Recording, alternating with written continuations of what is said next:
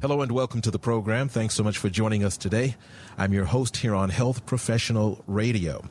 Now, when you're caring for a person who's got Alzheimer's, dementia, and many other brain conditions, it brings about a very unique set of challenges. Our guests today, Tami Neumann and Cathy Braxton, both of Silver Dawn Training Institute. Now, Tami Neumann is Chief Operations Officer and Cathy Braxton is Chief Education Officer, here to talk with us about a new way to communicate with those living with dementia. Welcome to the program, both Tami and Cathy. How are you today? Good. Thank you so much for having us. Thank you. Thank you both for talking with us today. Now, this new approach to dealing with or caring for people with Alzheimer's and other forms of dementia, it's something known as Dementia RAW or Dementia R.A.W. Talk about this new approach. Sure. Actually, it's called Dementia RAW, R.A.W. So we refer to it as RAW, but each of those letters do stand for something. So R means real, A means authentic, and W means wholehearted. Mm-hmm. What we did is we really kind of, Cathy and I collectively have over 40 years of experience within this industry. Of course, Cathy has more time than I because, I'm just only like 26 years old. Well, experience and age, they go together, yeah. There we go. We each have about 20 years in our back pockets of time in this industry, and we really looked at what was needed out there and what wasn't being provided, and we felt that we needed to simplify the way that we teach, whether it's professional caregivers or family caregivers, how to communicate in a new way with whether it's their loved one or someone they're caring for in a facility, because we want it to be accessible, because we're still finding after all this time, we can walk into communities and find that staff really have no idea how to communicate effectively with a person with dementia. And we find that with families as well. So why do we need to make it so difficult was kind of our biggest question. Exactly. Right. Well, what do you think are some of the reasons that it has been so difficult, and how are some of these difficulties going to be alleviated by implementing Dementia RAW? I think, this is Cathy, I think one of the reasons that education and how to communicate with somebody with dementia has been so difficult thus far is that the information that's out there is vast and wide, and oftentimes it's expressed and taught in a way that's quite complicated, where you need to remember a lot of steps or you need to rely on a very heavy manual. Also, one of the things that's pretty indicative of the communities, long-term care communities, is that the professionals, the allied health professionals that are looking at residents and community are writing up care plans, but then the staff that have their hands in the work, they're really down and dirty, getting dirty in the work with the actual residents, don't have access to that information. So we found that with that, mixed with the fact that we did a pilot program in a city called Blue Island, Illinois, and we worked with fire, police, medic, and the building department, and found out that these first responders, had absolutely no training in elder or older adult issues or dementia care at all, but they were out on the street addressing issues and handling issues that they were running into every day. And secondly, they had no access to information once they got sent out on a call in an emergency. They had no ability to really call back to dispatch and get a decent history, and therefore had nothing to go on. So we felt very strongly that there needs to be a method in place that's easy to access, easy to remember. Tools can literally be in your back pocket, whether they're on your phone that you can flip to and see something that reminds you of how to handle somebody. But quite honestly, the way in which we train are 8 basic issues that meld together so beautifully that it's almost impossible to forget them. Oh. The folks that you're training in this new method of caring for Alzheimer's patients, how receptive are they proving to be to change? It has been phenomenal. It has been eye-opening. I think one of the great things that we see when we do trainings is we are constantly looking out at the audience, whether it's 8 people in a small intimate setting or 300 people in a large conference room. One of the things that we've noticed that we really gauge if we're doing the right thing is how many people are on their phones when we're talking. And We don't see people on their phones, and we actually see them making eye contact with us, nodding their heads up and down. We see their eyes getting bigger. We see them raising their hands and going, "This is phenomenal stuff." With all of the participation we have been getting thus far, with all the reviews we get and insight, we get, feedback after the fact. It has been nothing but positive. People saying, "Thank God you've made this simple enough that I can understand it, and it makes so much sense because I was complicating things when I didn't need to." Dementia RAW, does it offset some of the cost of it based on better care, based on better understanding and better handling of those living with Alzheimer's? You know what we're seeing is that, we, like I said, we've both been in this industry for a really long time, and burnout and turnover happen very, very, very often, and very quickly.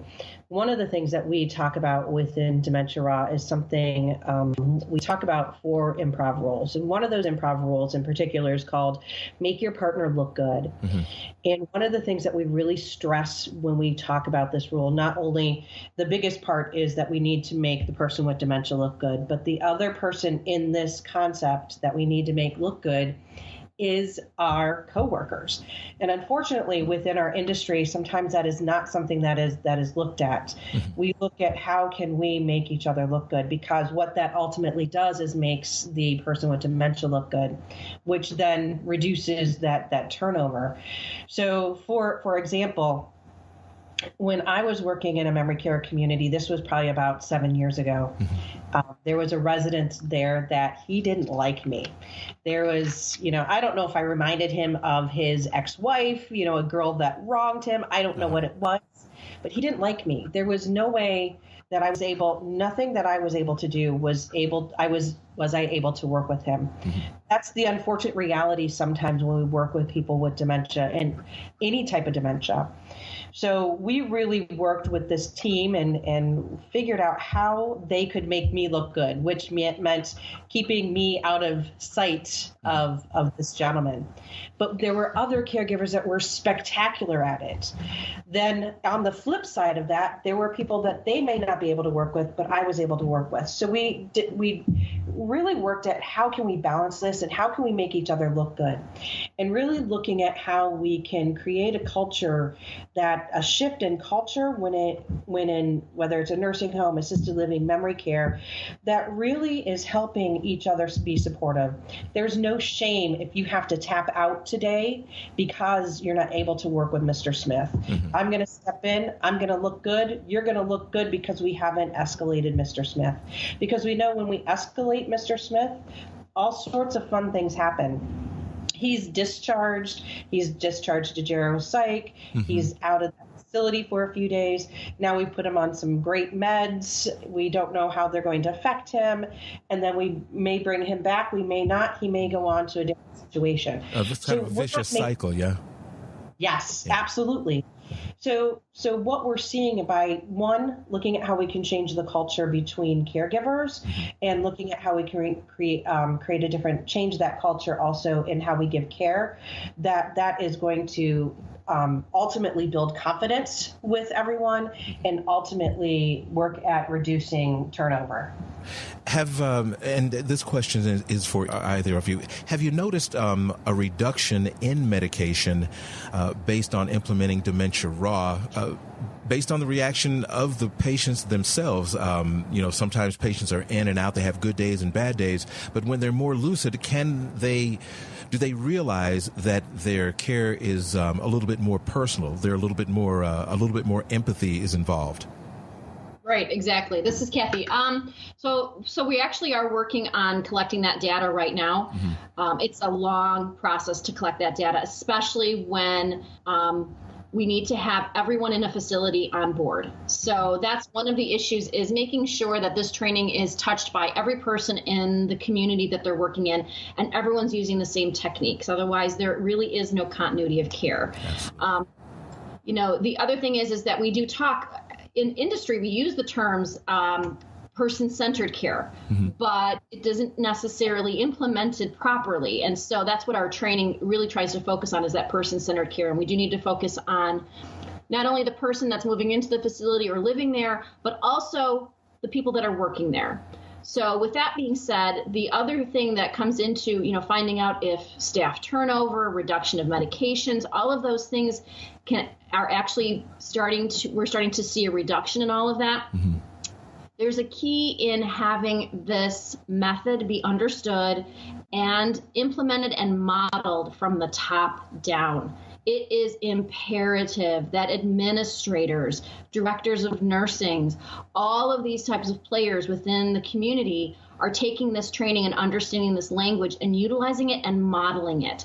Because if we only have a CNA or maybe one social worker in a facility with this information, there can't be a continuity of care. We really aren't going to see good, effective results or data regarding drug reduction. So that's our strive right now, is to get entire communities enrolled in this training and have it modeled from the top down. Because when an administrator can show a CNA that they're overwhelmed and they need to tap out, and they bring a CNA in as the hero, that is going to speak volumes to families that are passing by, to residents who are now, essentially making look great, and to a CNA who might have been considering leaving that facility to go work somewhere else. Now they know they're supported in where they work. So we're going to start to see that. But again, it's got to be the buy-in for a whole community. And where can our listeners go online and get more information about Silver Dawn Training Institute and Dementia RAW in general? Absolutely. So the best way to find out that information is to go to dementiaraw.com. There you'll be able to find information about where we're holding some of our next trainings. You'll find some links to information about our Certified Dementia Communication Specialist training, and you'll also find some information about our dementia perception challenges as well. Well, I thank you both for coming in today, Tami Neumann and Cathy Braxton of Silver Dawn Training Institute.